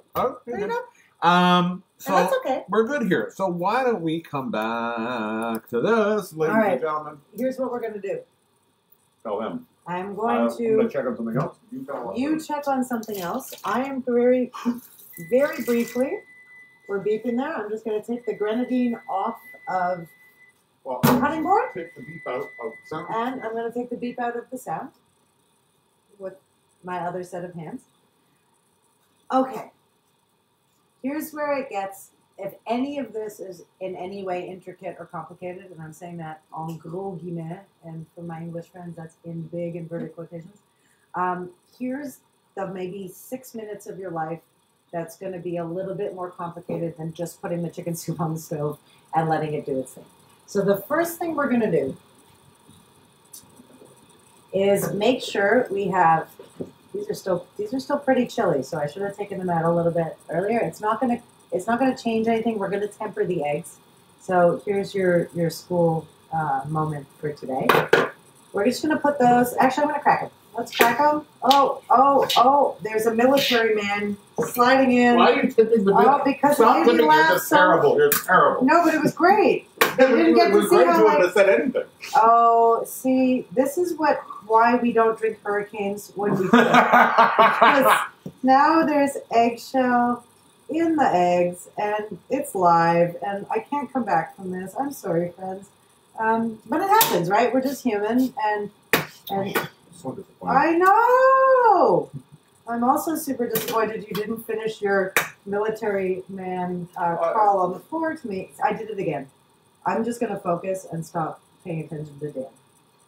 I'm not doing anything. Also, in case you don't know, my experience has been the best way to take eggshells out of eggs is with eggshell. Because, you know, when you try to do it with a spoon, it never sticks, or you try to do it with a fork, it doesn't stick. The eggshell, it's like it wants to be part back of the egg, so you can always use the I have the same rule about blood stains. I'm also going to, I'm going to tell them one other little trick. This is a dance trick. You can have it. You're going to see at the bottom of the egg that there's a little membrane in here, and you can pop it and pull it out. Hold on, you can pop it and pull it out. If you've got blisters, a really great way to deal with your blisters is to take the skin out of the inside of the egg and actually put it over your blister, and it makes a second skin. So, yeah. See? You learned so many things already, and we haven't actually... I've just been cutting off the fingers. You got blisters on your fingers? Yes. Oh, I get mine on my feet. So, Oh. okay. I dance on my fingers, though. Can you please... Oh, you play piano? No, okay. Okay. Can you please do me one favor? Yes. Can you pass me the lemon juice? Lemon juice. We're going to set these down for a second. I'm so sorry that you all have to watch me crack shells into the eggs. You have to apologize for cracking. It's okay. There you go. Lemon juice. Lemon You juice. get this out of the way. No. Yes. You get all of this out of the way. So what we're going to do first here, before we even bother with this, so your eggs are sitting in a bowl, we're bringing them up to room temperature. We are going to go in. I'll get it. No. Oh, you want that? Yep, I'd like that. And I'd like, actually, I made We just stored this in there. It's not hot. As you can tell by me handling it. We got a pot. We got a strainer, okay? You with this? No, not just yet. Okay. And again, I don't recommend drinking many, many hurricanes when you're making a thing for the first time. The bad choice on our part. But it might have been the best choice. Who knows, right? So the first thing we're going to do is we're going to take our pot with the strainer over here, and we're going to just take the chicken, just the chicken, out. And again, if your skins are falling off, leave them in the liquid. That's all good. Or over here. We get the fly cam You in get there. the fly cam if you want. Yeah, we get the fly cam. Fly camming! Fly camming. I find this, again, because we are going to end up, and if any of my professional chef friends are watching, I'm sorry. I'm sure this is so all sorts of wrong. But once I have the tongs in my hand, if I can take some of the skin off, I just do it because it's my little fingers that are going to end up peeling all this chicken off the bone. And this gives me a little bit of less yucky to work with afterwards, right? So we happen to have 3 of these leg back combos. You see what's happening here is, again, the chicken is super cooked. It's really nice. I'm going to put that in here. Again, I'm going to go in with my tongs and just take off as much. Like, I don't love chicken fat. Like, I love the flavor and I love schmaltz, but I don't love touching a lot of it. Like, in a different life, I'm sure I was a vegetarian, but it just tasted good. But, like, there's stuff that I don't want my fingers to have to do, and pull chicken fat off the chicken is one of them. So if I can get any of that done here, I do that here. So that, we're going to take this. Oh, you're good. We're going to move it over here. No, you're fine. You got there. We're going to take it out of here, and we're going to put it on. Ooh, golly gosh, it's so well cooked. We're just going to put it, again, I'm pulling off more of the skin. Pulling more of the skin off because we can. And we're going to the main camera now. Now we're going to go to the main cam. And you've got chicken here. Because I love you and I don't want you to hurt yourselves, do not deal with this right now. Don't do it. It's really hot, like really hot. So if there's stuff that you can pull off, and again, I'm sure in a professional kitchen we do not operate this way, but in my house, so So the more you can just take off with your tongs, the better, I think, for saving your fingers later. So we're going to let that just sit here and cool down a bit. We are going to take this chicken nonsense and stick it in the sink for now. Bloop, bloop, and we'll worry about that later. Now, the other thing that you guys are going to want is your 2-cup measuring cup. I hope you have a 2-cup measuring cup. If you do not, that's okay. We'll figure this out. No big whoopie. Can you come back over here and can I borrow your hands? Yeah, please. You either. We want to transfer this into that. So I'm using. You got the right computer. I was going to use. I was just going to talk to them about using muscle. Coming I know together? nothing. No, Okay. don't. No, you're using the camera. Using the camera. There we Oh, go. there we go. Sorry, guys. Many. You're upside down. There you I know, go. but it doesn't really matter. It's It does. It's an That orb. actually does on Oh, on there it is. It's an orb. There you go. It has no beginning and no end. So we're gonna normally pour that, if I could make a recommendation, a little bit slower than that. Yeah, you're gonna go in there. I'm gonna come back over here. So you've got all sorts of onion and peppercorn and onion skin and whatever, and that you just put it back in the pan and we'll get rid of it. Oh, here we go. So what do you got in here? You've got a very fatty chicken soup. Now, again, can we go back to the main pan for a second? Cool. And 1, 2, and cut. Thank you. If you guys were doing this at home over a day or whatever, then what I would say, and I've got to wash my hands, I just washed my hands. Put your chicken soup in the fridge, not this hot. Let it cool down, put it in the fridge. You're going to get a nice layer of schmaltz on the top. You can skim schmaltz, for those of you who don't speak Yiddish, is chicken fat. You can skim that off. You can actually keep it to cook with. If you're making matzo balls or any of that stuff, it's actually quite, it's flavorful, it's good. If you have a fat separator or any of that, now is a really good time. We don't have one. So normally if I was making the soup, I would throw my chicken soup in the fridge overnight and skim off the fat from the top. But we're just Why do you do that? Because the fat's going to... Well, the fat congeals at the top of it, right? So you're going to have liquid at the bottom, and then that, like, weird... Part of the reason why I don't like pate is that, like, weird layer of, like, gelatinous fat at the top. But, like, you're going to get the aspect. Delicious. I love aspect. It's an aspect of food that I don't like. No. Anywho, so... another trick, actually, to separating fat from a stock is to take a baster. And if you stick the baster in the bottom of the bowl and you draw from the bottom, the fat stays on top, right? So like the same way. The baster in the bottom of the bowl and draw the fat from the top. Yes. But if you pull the stuff from the bottom and you stick it in a separate bowl or a separate pan, you can do that because the fat will stay on top. So if you put the, I'm about to be vulgar, if you like put the baster in the bottom and the stuff out, normally what you'll be left with, it's a bit of a long process, but what you'll be left with is like a layer of fat either in the pan or the bowl or like. So for the moment, we are letting our chicken cool a little bit, but because I am awfully impatient, I'm an awful impatient person with very little sensation in the tips of my fingers anymore because I do this all the time. I'm going to start pulling it apart just like that. You guys don't need to touch it yet, but just I want to make sure that we. Oh yeah, it's fine. I'm going to leave it. And that's how you learn. No, I mean if you're a professional chef or you've got less feeling in the tips of your fingers than I do, go for it. But if you do this and you find out that it doesn't bother you because you have no feeling in the tips of your fingers, please see a medical professional. Yeah. That's something that's bad about you. It's not something bad about anybody. It is. If you have no feeling in the tips of your fingers and you think maybe you should. Well, if you should, yeah. That's a problem. If there's an actual reason that you don't, then maybe that's cool. Like Raynaud's disease or whatever. But yeah, so we're doing this. We're going to do this more in a second. I'm just going to take some of the bones. And again, I'm dumping everything in the sink. I normally clean up as I go, but it's live. So here's the deal. So I'm doing this. I'm taking it off the bone. I'm trying to save as much chicken as I can. Yeah, you go.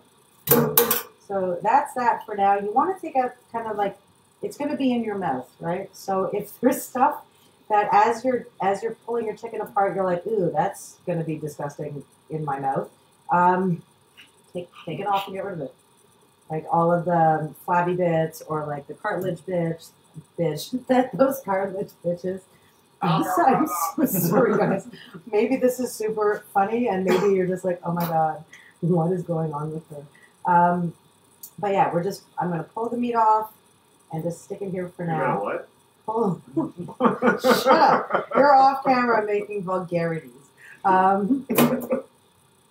Oh, So yeah, so again, I find this is, for me, the closer you get to the bone, obviously don't even say a word. The closer you get to the bones, yeah, the hotter it is. Yeah. Yeah, it is. I don't know if you guys can hear him or not, but he's just sitting right off camera making vulgarities at me. But again, here's a good example. Like there's a bunch of stuff that you don't want here. Let me Right? see them. Let them see you pull their My meat. bad technique? You pull your meat. You want to see me pull my meat? And again, this is super hot, guys. So like, if your hands are like absolutely not, that's cool. Mine are just mutant fingers from having done this so many times.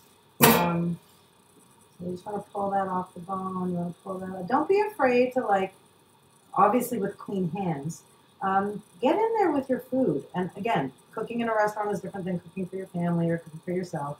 Don't be afraid to get acquainted with your stuff. What? No? What? So are you recommending? People stick their hands in their food? Oh, no.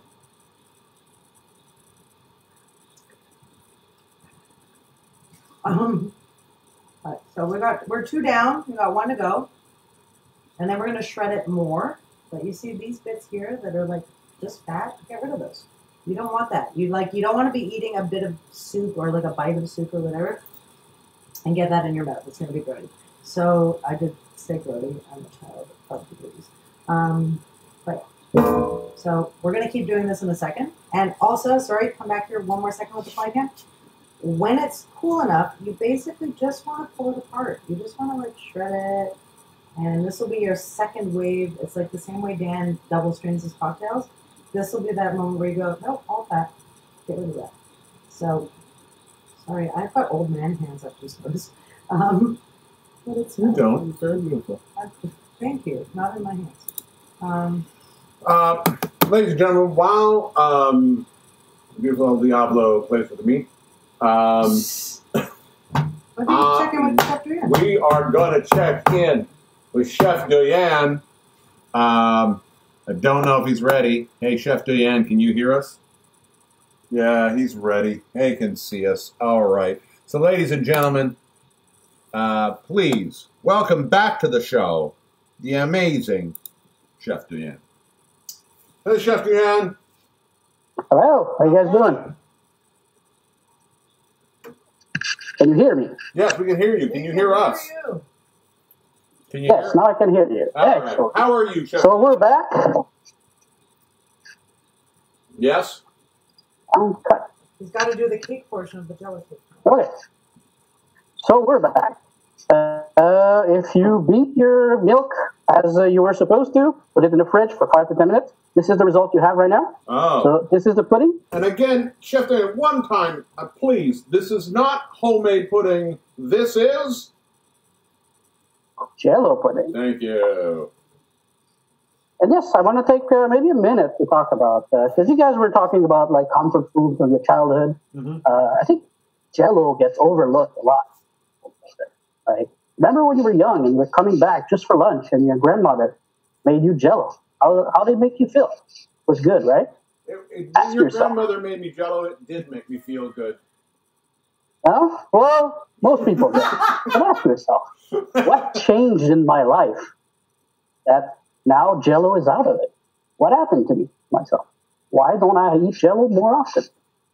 I think this is something we can all think about and talk about next week. Anyway, so now we have the base for a cake. What else we're gonna need? We're gonna need powdered sugar. Powdered Ooh, sugar. Powdered sugar. We're getting fancy. Powdered sugar, yes. And we're gonna need a slice of white bread. A slice of bread. I heard white rice. I heard one slice of white rice, and I'm like, that cannot be right. That's No, it's a slice of white bread. white bread. Plain white bread. It can be brown bread if you're into that kind of stuff. Also, for our gluten-free viewer, gluten-free bread is fine too. But Sorry. for today, I'm taking a Gluten-free bread, Chef Julian? I didn't even know that. yeah. So now, to build the cake, you're gonna take a bit of pudding, and we're gonna put it on the slice of white bread. Put some generously. Delicious pudding. I tuned out for a second. He's putting pudding on bread. There we go. Yep. Gourmet. Put pudding it there. Once you have enough pudding on your slice of bread, you're gonna add the powdered sugar. You're gonna add the powdered sugar to your bread pudding. Exactly. On your cake, you put the powdered sugar. There we go. Look at that. Beautiful. And then you enjoy your cake, your Jello pudding. Wow. Wow. That I would have called that Jello toast, I think, as opposed to Jello cake. exactly. Chef Diane, once again, you have let us down incredibly, but we're so glad you decided to join us. It was an honor. See you next week. And for us as well. And for our many viewers, I'm sure they thank you from the bottom of their satisfied tummies. Exactly. And we can't wait to see what you possibly could come up with next. Chef Diane, thank you very much for joining us. Thank you, Chef Diane. Good night. Stay safe, Chef Diane. And say hi to Audrey. And Jello on. Jello on. All right, I'm almost done this. That was great. That was such a good thing. What was it? Oh, you could almost hear Audrey Ivory. You did actually. You got her just at the end. Just at the end. What's going on? Gosh darn it. All right. So. I'm going to get back. I'll bring back your... Hold on. Let me just wash my hands. Oh, you wash your hands. They're on fire. Our chicken has been shredded. Mostly. Yeah. Okay. Just eat that. You can eat I'll that. eat that. So, we've got a few things that we're going to do right now. Let me just wipe my hands down. Let us, for the sake of everything holy, let's move that over there. What you guys are going to do, and again, I am so sorry Here we go. because... We're going to fly cam. We're going to fly cam. Fly cam. It's really greasy, guys. And normally I would have bought maybe less fatty chicken, but at the end of the day, this was what was on sale, and we're in the middle of a pandemic. And my only advice to you is if I wasn't trying to do this live, I would put this, when it is cool, into a Tupperware or a bowl. I would stick it in the fridge. I would put it in there overnight. Again, your fat will rise. It'll create like a Jello layer at the top. You skim that off. Oh, look at us bringing it around. Hang on. True levels. Right? So you would skim that off the top. Now this is still pretty hot. So what I'm going to do, okay? Please don't look in our sink because normally I clean as I go. Okay. You're going to take your ladle. You're going to take out 2 cups of fatty chicken soup. Okay? And again, I'm sorry, but don't be deceived. This may be a fatty chicken soup, but it is going to be delicious. No, but you can see right off the top here that all of that is just fat. So if I had a skimmer or a fat separator, I would, by nature, I would just take that out. But again, if you don't have a fat separator, how would you take it out? That's what I said. I would normally, I did a whole Oh, right, thing. that thing, yeah. I would stick my turkey baster or my chicken baster in the bottom, pull the juice from the bottom and put it into something else so that eventually this sinks to the bottom. And when you end up, sorry guys, I wish I had better nails and not a band-aid. But what you would end up with is tu vas vider l'affaire, tu vas vider la patente. You're going to empty this with a chicken baster and then all the fat will sink to the bottom if you do not have a fat separator. Okay. I'm going to put a little bit more than 2 cups. I know we could ask Chef Diane, but he'd say just make Jello out of it. But you guys notice that what I've done here is I've taken the liquid level up to 2 cups and let the fat level rise, okay? So I'm going to actually try to take some of that out. But for the moment, what we're going to do is we're going to turn this back up. Take our ladle out of there. And over here, I have a half a cup of orzo. If you don't do pasta because you're gluten-free, you can use rice. Both work. I've tried it with both. I find the rice is starchy in a way that makes the soup different, if you will. But I just want to, like, we went to Chef Diane, we did some stuff. Normally, the way I would have done this is once we had strained the soup and it was still hot and still simmering, I would have put the orzo right in there. Right now, I want to bring it back up to a simmer or a boil even before I put the orzo in. So we're going to deal with this getting warmer. And I'm going to come over here. And I really want to get rid of some of that fat. I'm sorry, it's bugging me so much. So give me a second. I have a, We also have time, so you do that, and I'm going to do... Okay, no, I'm going to do 2 things. Here's what we're going to do, guys. Why are we doing this, El Diablo? Why did you take 2 cups of chicken stock out of the chicken soup? The reason I did it is because this is a chicken and egg soup, which by kosher standards might not be okay, but By chicken standards. by chicken standards, very it's upsetting. delicious. If you are a chicken, it's probably one of the more upsetting soups.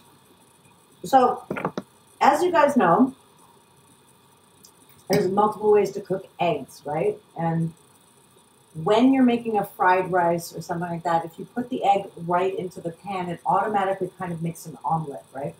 So, because this isn't, I just spit chicken, sorry. Because I am all sorts of awesome Sugar tonight. sweater. Sugar sweater. Because this isn't a stracciatella soup, it's not something where we want to introduce the eggs to make ribbony eggs inside. We don't want to make an omelet inside of our soup. So what do we have to do? We have to bring the eggs up to a temperature where when we introduce them to the hot soup, they're not all of a sudden going to make an omelet in your soup, right? So what we're going to do, can I have a fork, please? Yeah. We've got our eggs now with less shell. And can you grab me the, can you pour out a 1/4 cup of lemon juice, please? So we're just going to beat these eggs. Beat, beat, beat. Happy, happy, happy. Boobs, boobs, boobs. We're going to get these going nice and fluffy. If you missed our last, I don't know if it was last week or the week before when we talked about eggs. Some people like to go back and forth. I was originally taught like a figure-8 method. Dan was talking last week about just dragging your fork through the eggs. It's more for a whisk, specifically for a whisk. But a fork is like a whisk but flat. You should make a t-shirt that says that. I might make, if you would buy the t-shirt, I would make a t-shirt that says a fork is like a whisk but flat. Here, I just want to go to a couple of points. My mother said to add ice because fat sticks to it. Add ice to which portion to the soup because the fat will stick to the ice, and then when you can pull the ice out, you'll have the fat stuck to it. Or use paper towel to absorb it. I could try putting some paper towel in there, or you could try putting some paper towel. So look at these. They're beautiful. They're yellow. They're fluffy. What we're going to introduce now to our egg mixture is some lemon juice. So we're going to do that slowly while we're still moving the eggs around. Get that in there. Chook, chook. We're going to get nice and light and fluffy. And again, guys, if you've got other fat absorption ideas, feel free to send them our way. We're trying. We're trying. Oh, that's actually working quite well. Thank you, Maureen. Thank you, Maureen. We'll try the ice one yet. But we don't have any good ice. Yeah, all of our ice is All of our ice was chiseled bad. style. For some reason, I made bad ice last night. It might have been because we were making good drinks with that We were ice. making really good drinks. Okay, just so you know, in the back here, we've got the eggs with the lemon, that's going. We've got the soup is going again, so I'm going to take my half a cup of orzo. I'm gonna dump it in there. I'll go. Hang on here. I'm coming. No, you're fine. No, I want them to be able to Timer. see. 6 minutes. Start. Okay. So So we've got. I'm coming in now. You put your half a cup of orzo, dried, not cooked, dried orzo in there. We're gonna cook the orzo in here for between 5 to 7 minutes. So I put it at 6 because it's what's the difference.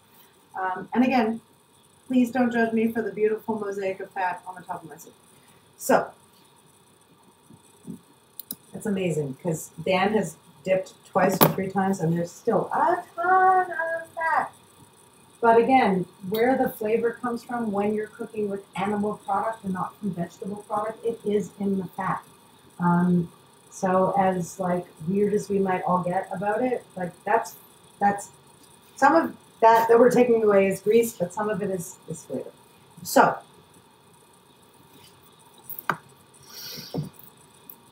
this is still pretty hot, and you want it to be hot. There is no purpose in doing this if the stock that you are about to introduce to your eggs is cold. The cold step is useless. You want your stock to be hot. You've got your eggs and your lemon juice in there. Right. We've got 2 cups of stock.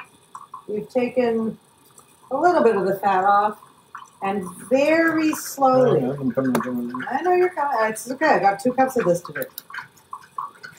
I could be doing with this with a whisk, but a fork is just a flat whisk. So Look at this way. I get your cleavage as well. oh, look at that cleavage cam. So we're going to introduce this little by little. So like in little spurts. You don't have to be. The first time I did this, I was like, nah, it's fine. You just want to make sure that, again, the eggs are getting quote unquote cooked now, as opposed to getting, I'm yelling in the phone, I'm really sorry, as opposed to getting cooked when you introduce them to the soup. So we want to keep this going, keep it moving, and keep that soup going.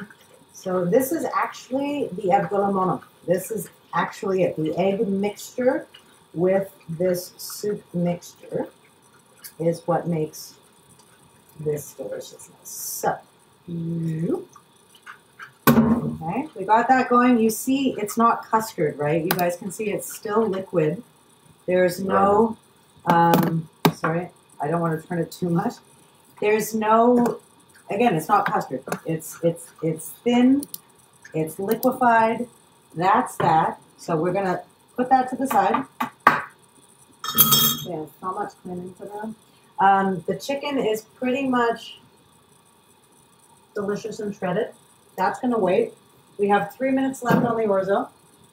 Okay, well that gives me time. I'm going to come to another poll while we're at it. Ladies and gentlemen, we have one other question that we want to ask you guys. This is kind of a technical one. We've been doing this show for 4 weeks now.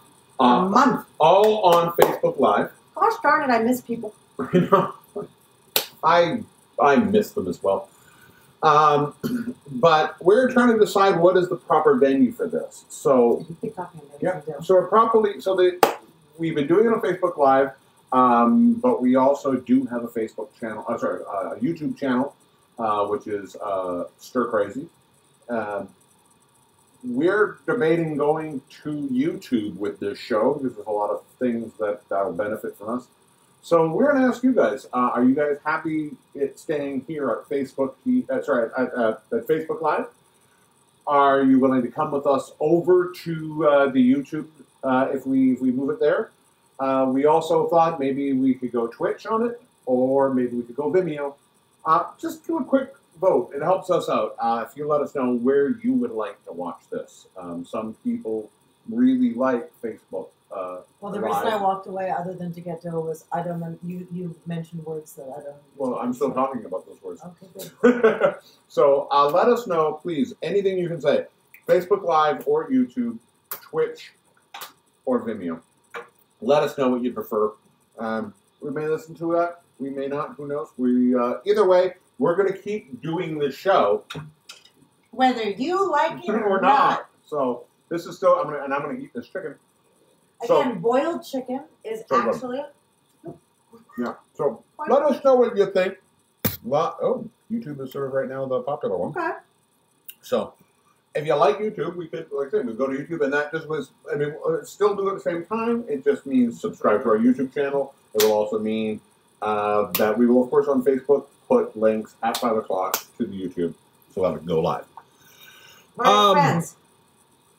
We had a couple of pieces of unplucked chicken here. Unplucked chicken? It's unshredded, so I'm just going to leave that for the moment because I know we're getting... Well, it's almost that time. I'm going to take my little tongs here. My orzo has been cooking for about 5 minutes and 34 seconds. I'm taking all of this chicken. I'm going to put it back into the pan, or into the pot, pardon me, with the orzo and the chicken stock, okay? So that's all going back in there. Frig, is this delicious. In all fairness, if you don't eat eggs, hold on. If you don't eat eggs for whatever reason, and you have no yolks at home, or if you're Jewish, bow ties, Manischewitz bow ties, you can throw that in there now, and that in and of itself is like a decent meal. You might want to throw some carrots in there. You can just bring it up to low. So, can you fly cam me? Yeah, fly cam me. Ladies and gentlemen, we're going to go see some soup. Ready? Here We're going to see some good soup. Hang on, we're coming. Don't do anything yet, and we're going. All right, so in this pot right now we have chicken. We have soup. And somewhere in the bottom there's orzo. So we're going to slowly incorporate the aquilomano. Don't drink hurricanes when you're trying to make food. There we go. So we've got that all in there. Okay. Give it a stir-ski. What I would recommend is, at this point, if you want to add fresh dill, I'm just literally going to throw this on the top like this. We actually bought a dill plant when the world decided to blow up, and I am dill and basil. Like, I'm pretty much convinced next stop is maybe a mint plant. But just let that cook for a bit. Oops. And at this point, this is when you get to decide. You are the master of your own spiciness. I mean spiciness entre Did you try to do Chef John again? What? Did you try to do a Chef John again? No, I did not try to Chef John, but you should watch Chef John. If you guys want more lemon, now is a really good time to just dig your soup spoon in there and be like, yay, nay, more lemon, not more lemon. That's a very personal choice. When you serve it, you can serve it with a slice of lemon. You can squeeze some lemon on top, and if it's not dilly enough for you, you can feel free to add more dill. I love this soup. Now, because ours was a little bit fatty on the chicken schmaltz level, tomorrow, if I put it in mason jars, it's going to come out ironically looking like Campbell's soup. It's going to have that gelatinous. No. I wish I knew the science more, but I think it has to do with the bones and all of that kind of stuff. You get that weird gelatin, jello, thank you, Chef Louis, thing about it. Don't be scared. When you put it back in the pot, it will like reanimate, and it won't be all gloop. It'll be soup. From gloop to soup in 25 degrees. Yeah. Comedy. It's. Thank you for being with us. If you made the soup, we're gonna eat some, or we can eat some. I think we should test them. Oh, we're at 7:01. I know we're over. We're gonna go 5 more minutes. Do we get paid more now? Yes, we do. We're gonna get 5 more minutes. So if you're here still, there's still 5 more minutes of the show. But we have some soup. So while you pour us some of that. I like my soup in a mug. Do you want yours in a bowl? Sure. People are saying to like YouTube right now, the polls. I'm going to show those poll results right now. YouTube, people are going to that. So we may look into this option with us. Stick around. No problem. Ladies and gentlemen, that we are just pouring off the last little bit of soup. Today, one more time, we did comfort food for the soul, avgolemono, along with a standard New Orleans hurricane. Oh, thank you very much. I didn't like that. No, and that's mine. my background. And there we are, chicken avgolemono soup. It's delicious. It's actually really good. That's actually really good. Mmm. Mmm. Hot. Lemony. And again, guys, it's one of those. I find soup. Some people like soup. Some people don't like soup. Some people like cold soup. I like hot soup. Sorry, bones. I told you I shouldn't be drinking hurricane soda making soup. This to me, the first time I ever tried to make it at home, because I think the first time I ever ate it was at Mythos. I expected that this was going to be an appetizer and then we were going to have a meal. And by the time we were done, like having a bowl of soup, we were both pretty full. So if you've got pitas at home and you want to make pita chips and dip, that's cool. But this will, like... It's a good stick to your bones. Yeah, it sticks to your bones. So the hurricane is a good... Also sticks to your bones. Stick to your brain kind of thing. And it won't let go for weeks. So that's the hurricane. That is the Aflamano. Thank you to Chef Dewey and to Galadriel Caress. You have made our lives that much cooler. And if you'd like to be part of the show, let us know on our Facebook channel. You need a really special talent, though. At facebook.com/StirCrazyTV. Or you can email us at stircrazyshow@gmail.com. So let us know what you like. Also, send us your pics if you were cooking tonight, or you were just like lazing around watching us getting hammered. Send us your pics. Yeah, it doesn't have to be. We'll put them up on our Instagram at Stir Crazy Show on Instagram. Next week we didn't actually put a poll. Psychedelics. No, just kidding. Next week we put up usually put up a poll of what you guys want to see, but we decided next week we want to do something kind of fun and Vegas-y. So next week it will be Vegas cocktails. We're going to do martinis. Oh, we're doing martinis? We're doing martinis. Martinis. Martinis. And we're going to do some really nice, I think, some canapes or some appetizers. All right, well, we'll dig deep in the Frank Sinatra cookbook and figure it out. Ladies and gentlemen, I'm the Divine Dandy. I am Elle Diabloe. Thank you so much. And we hope that you're not being stir crazy. And if you're being stir crazy, be with us. Take care of yourselves. Love you all. Yeah. Bye. And we're still on camera. Oh, we're still on camera. And we're going to go to the outro.